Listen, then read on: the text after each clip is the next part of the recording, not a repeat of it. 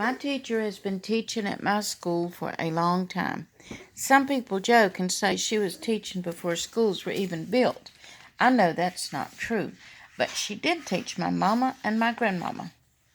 Some people wonder why my teacher teaches in my school. She could have retired a long time ago. She could teach across town where the sun always shines. Maybe I know why she keeps teaching here. My teacher calls us her writing bees because every morning we are busy with our journal writing. I love writing stories, especially about princesses who slay dragons to save the prince. My teacher says that I'm a good storyteller and that I should think about being an author when I grow up. My teacher loves for us to use our talents. Maybe that's why she keeps teaching. We don't have a library in our school, but one day my teacher came to school with boxes and boxes of books. We are making our own classroom library, she said. Fiction on this side and nonfiction on that side. My teacher loves to read, and she makes us love it too. Maybe that's why she keeps teaching. The next day, my teacher was reading a story about fathers when my friend Erin started crying. She said that her parents are getting a divorce. My teacher closed the book right away, and we began discussing different types of families. Later, she took out crayons and paper and asked us to draw family portraits. After we came back from lunch, everyone had to stand next to their drawing and tell us who was in their family. One boy had 2 uncles, an aunt, and 5 cousins living in his apartment. My teacher likes to talk about things that are important to us. Maybe that's why she keeps teaching. One day my teacher read us a story about a jazz musician named Duke Ellington, which we all loved. Then she brought out her jazz records and her old record player. She taught us that there are different styles of jazz. She likes big band jazz the best because you can dance to it. In Harlem, there was a dance hall called the Savoy Ballroom, and they did a swing dance called the Lindy Hop, said my teacher.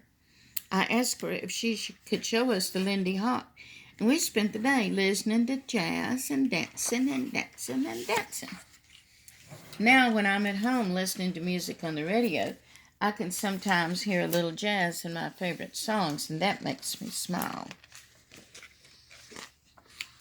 A few weeks before Thanksgiving, my teacher came to school with lots of empty cardboard boxes. Don't do that. No, take it off. And a big bag of green pencils with white flowers.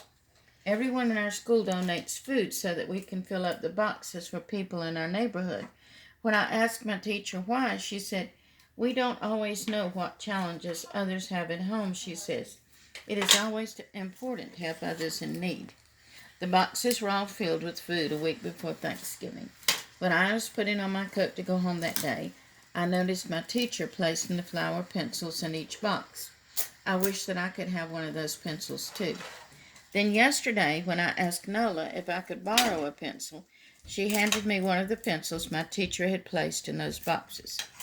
I'm glad we could help Nola's family with our donation. A couple of weeks ago, my teacher said, "You are going to begin your first big project. You'll write a report and draw a picture of someone from the nonfiction section of our class library. We could choose anyone we liked, a famous artist, an author, inventor, astronaut, or president of the United States. I picked Langston Hughes. He was a great poet during the Harlem Renaissance. We did some research on the computer and used books from the public library. I was surprised to find out that many of the poems Langston Hughes wrote were based on jazz. Every day for more than a week we worked on our reports, writing, researching, and rewriting. On the last day, my teacher took out crayons and other art supplies, and we drew portraits of the people in our reports.